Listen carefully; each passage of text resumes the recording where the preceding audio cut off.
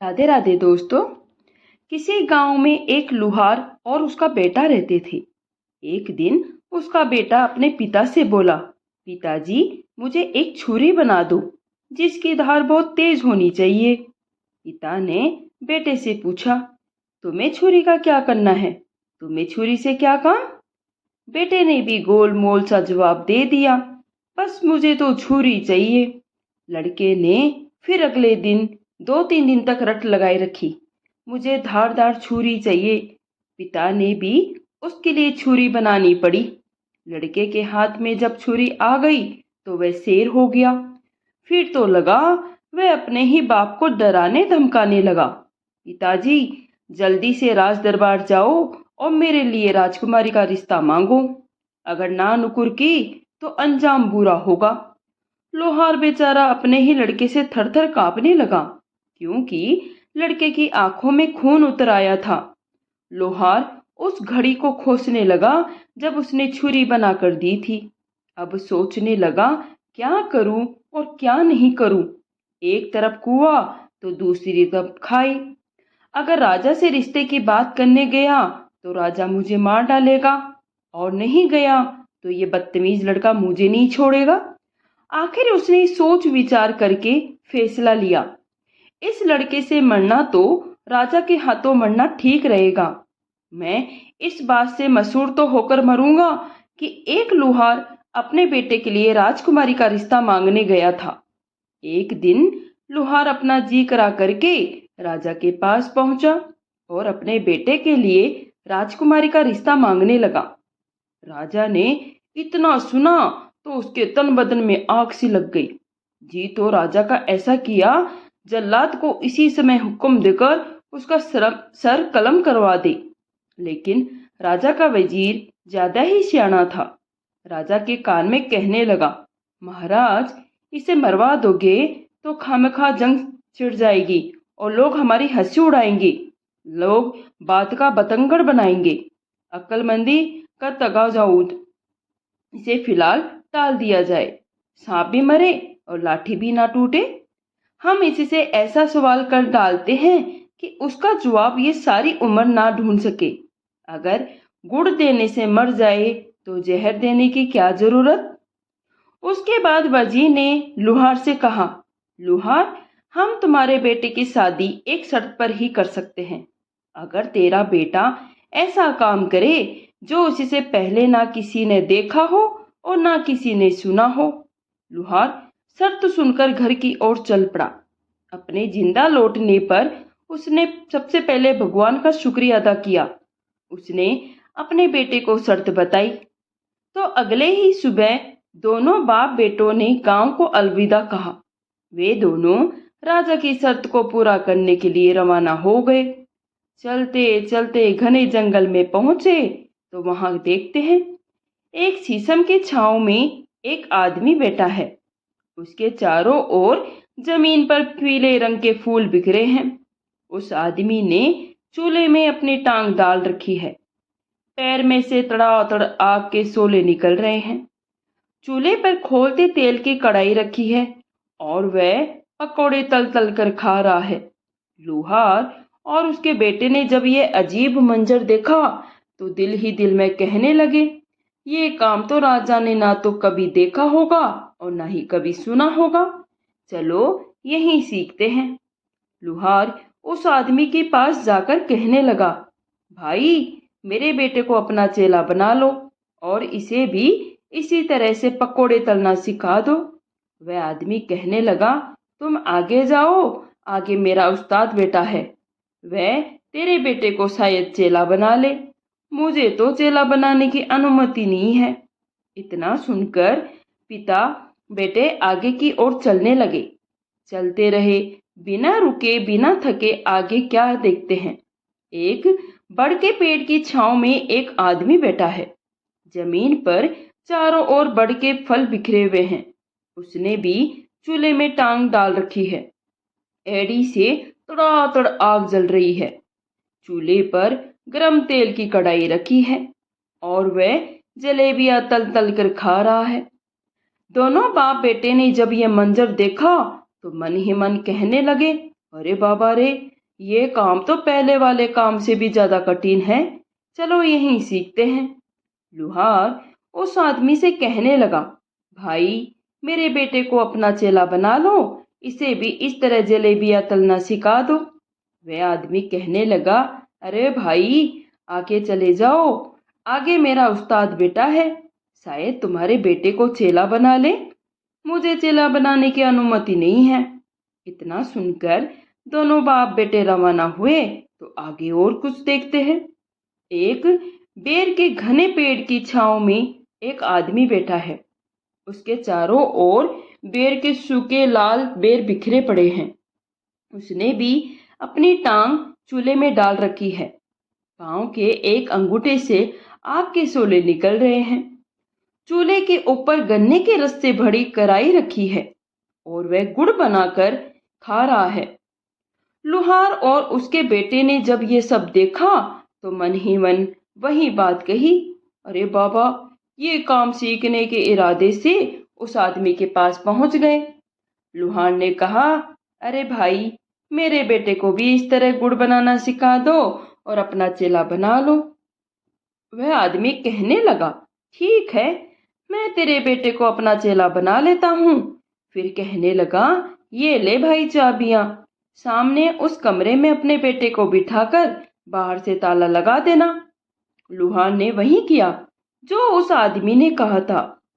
वह आदमी लुहार से कहने लगा, अब तुम अपने बेटे को साल भर बाद ही लेकर जाना, तुम अब घर जा सकते हो।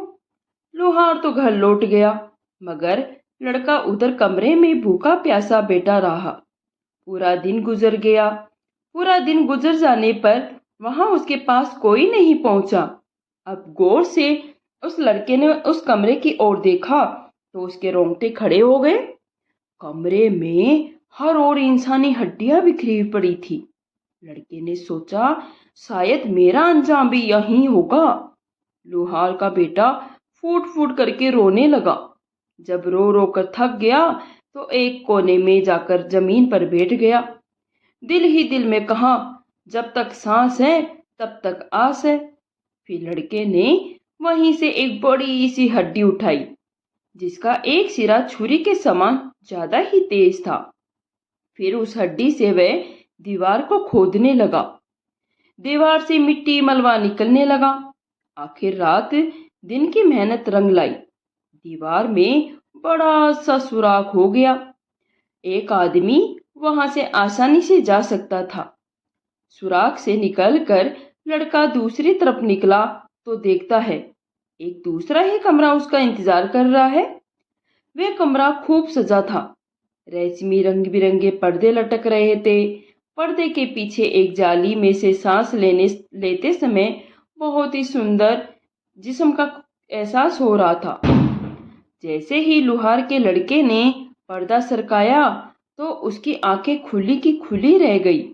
उसने देखा एक बेहद ही खूबसूरत लड़की बिस्तर पर सो रही है। सांसें लेने से उसका जिस्म भी हरकतों में आ रहा था। काले बाल उसके जिस्म से लिपटे हुए थे।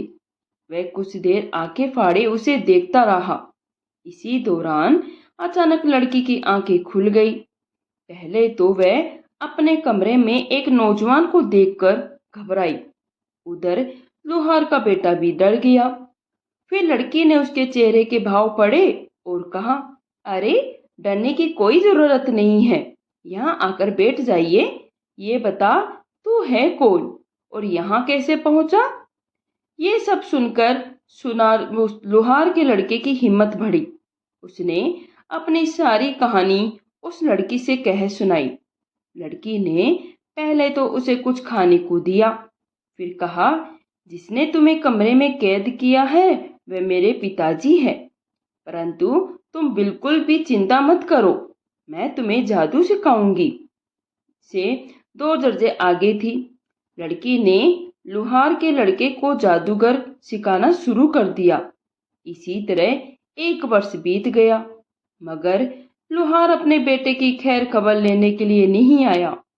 अगले 2 वर्ष तक लुहार का लड़का अपने जादूगर में माहिर हो गया। 2 साल बाद लुहार आया तो क्या देखता है, वह आदमी उसी तरह घने बेर के पेड़ के नीचे बैठा है। जमीन पर उसी तरह मीठे बेर बिखरे पड़े हैं। पहले की तरह चूल्हे में टांग डाल रखी है और पाँव में से आग निकल रही है।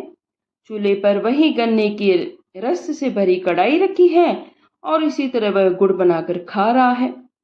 लोहार ने उससे पूछा, भाई मेरा बेटा कहाँ है? वह आदमी कहने लगा, मैं तो 2 साल से यहीं बैठा हूँ और गुड़ बना के खा रहा हूँ। ना तो मुझे फुर्सत मिली और ना ही मैंने अंदर जाकर देखा। तू खुद ही कमरे को ताला लगा कर गया था। अब ये ले चाबियां और अपने हाथ से ताला खोल ले, फिर अपने बेटे से मिल ले। लुहार ने ये सुना तो उसका चेहरा पीला पड़ गया। सोचने लगा, अब तो शायद बेटे की हड्डियां ही मिलेगी, शायद वे भी ना मिले। दिल में उस आदमी को गालियां देने लगा और लुहार उस कमरे की ओर लपका। ताले में चाबी घुमाई तो अंदर बैठी लड़की के कानों में जब ताला खुलने की आवाज पड़ी तो लड़के से कहने लगी, अगर मेरे पिताजी हुए तो हम दोनों को जिंदा नहीं छोड़ेंगे। लुहार दरवाजा खोलकर अंदर गया तो कमरा खाली था। दीवार के सुराख में से गुजरकर दूसरे कमरे में पहुंचा तो देखता है सामने एक झूले पर एक खूबसूरत लड़की और उसका बेटा बैठे हुए हैं। मरने वाले से तो बचाने वाला बड़ा होता है। अपने बेटे को सलामत देखकर लुहार की जान में जान आई। दौड़कर उसने अपने बेटे को सीने से लगा लिया। सब बातें जानकर लुहार दंग रह गया, क्योंकि उसके बेटे ने उसे सब कुछ बता दिया था। वह लड़की इसी बीच कहने लगी, तुम दोनों एक ही सूरत में जिंदा बच सकते हो, वो ये कि लुहार तू रोता पीटता बाहर निकल जा और मेरे पिता से ये कहे, हाय रे मेरा बेटा, जवान बेटा, मेरा जवान बेटे को क्या हो गया, सिसक सिसक कर मर गया। अब तुम मुझे इतनी इजाजत तो दे दो, उसकी हड्डियां किसी कपड़े में लपेट कर ले जाऊं। लड़की ने जैसा बताया लुहार ने वैसा ही किया। गुड़ बनाने वाला जादूगर कहने लगा, हाँ हाँ, हड्डियों को तो तू ले जा, और मुझे हड्डियों से क्या काम। लुहार फिर कमरे में आया। लड़की की बताई तरकीब के अनुसार उसने अपने बेटे को चादर में छुपा लिया। जब चादर में लपेटकर बेटे को कंधे पर रखकर कमरे से बाहर जाने लगा तो लड़की कहने लगी, मेरी एक बात पल्ले बांध लेना, मेरे सिखाए हुए जादू से कहीं रास्ते में ही कमाई ना करने लग जाना। जो करना है घर पहुंचे कर ही करना। लुहार ने लड़की को भी अपने साथ चलने के लिए कहा, लेकिन लड़की ने पकड़े जाने के डर से साफ साफ मना कर दिया। लड़की कहने लगी, मुझे तो यहीं जीना मरना है। लुहार जब कमरे से बाहर निकलकर जाने लगा तो जादूगर ने ज्यादा ध्यान नहीं दिया, वह अपने काम में लीन था। लुहार ने काफी दूर जाकर बेटे को चादर से निकाला। फिर दोनों बाप बेटे पैदल चलने लगे। जंगल से बाहर निकले तो उन्होंने देखा एक खेत में रहट चल रहा है। पास ही एक जमींदार खड़ा है। लुहार का लड़का बाप से कहने लगा, अब देखना पिताजी, मैं तुम्हें अपना जादू दिखाता हूँ। मैं एक मंत्र पढ़ूंगा और बैल बन जाऊंगा। मुझे जमींदार को बेच देना, मगर याद रखना मेरा रस्सी उतार लेना, उसे मत बेच देना। इतना कहकर लड़के ने कुछ पढ़ा और उसी समय वह हट्टा खट्टा बैल बन गया। दोनों चलकर जमींदार के पास पहुंचे। जमींदार ने इतना हट्टा कट्टा बैल देखा तो लुहार से कहने लगा, बाबा जी, क्या आप अपना बैल बेचोगे? लुहार कहने लगा, हाँ, मैं तो बेचना ही चाहता हूँ। जमींदार ने पूछा, इसकी कीमत क्या लोगे? लुहार ने फिर कहा, तब लूंगा। जमींदार सोच में पड़ गया। लुहार कहने लगा, मेरा बैल बड़ा ही निराला है, तो उसे अपने रट के साथ जोड़कर देख ले, अगर तुम्हें पसंद आए तो ही खरीद लेना। जमींदार ने बैल को रहट से जोड़ा। बैल ने भाग भाग कर खूब पानी निकाला। जमींदार बड़ा ही खुश हुआ और फिर बैल को खरीदने के लिए राजी हो गया। लुहार ने फिर कहा, मगर मैं इसे रस्से के साथ नहीं बेचूंगा। जमींदार ने कहा, तू अपना रस्सा उतार ले, मैं खुद ही नई रस्सी डाल लूंगा। रस्से से मुझे कोई काम नहीं है। जमींदार ने 5,000 लुहार को देकर बैल खरीद लिया। जब लुहार काफी आगे निकल गया तो बैल ने अपना रुख मोड़ा और भाग खड़ा हुआ। लुहार के पास जा पहुंचा, फिर कुछ पड़ा और वह बैल से लड़का बन गया। जमींदार बेचारा डंडा पकड़े हाँफता हुआ लुहार के पास पहुंचा और फिर पूछने लगा, अरे बाबा, तुमने मेरा बैल देखा? लुहार ने कहा, अरे अभी तो मैं बैल तेरे को बेच कर आया हूँ, मुझे क्या पता। बेचारे जमींदार को तो कुछ मालूम भी नहीं था। लुहार ने उसके साथ छल किया है। जमींदार वापस लौट गया। दोनों बाप बेटे ने जादूगर की बेटी की बातों की ओर ध्यान ही नहीं दिया। उन्होंने तो रास्ते में ही जादू से कमाई करना शुरू कर दिया। उधर जादूगर को पता चल गया कि लुहार का बेटा जिंदा है और उसकी कैद से फरार हो चुका है। उसे पता चल गया उसकी ही बेटी ने उसे जादू सिखाया है। जालिम जादूगर ने जादू के जोर से एक बूढ़े फकीर का रूप धरा और दोनों बाप बेटों से पहले ही आगे आकर रास्ते पर बैठ गया। लुहार के बेटे को पहली बार में बड़ी सफलता हाथ लगी थी, इसलिए उसने फिर दोबारा रचाया।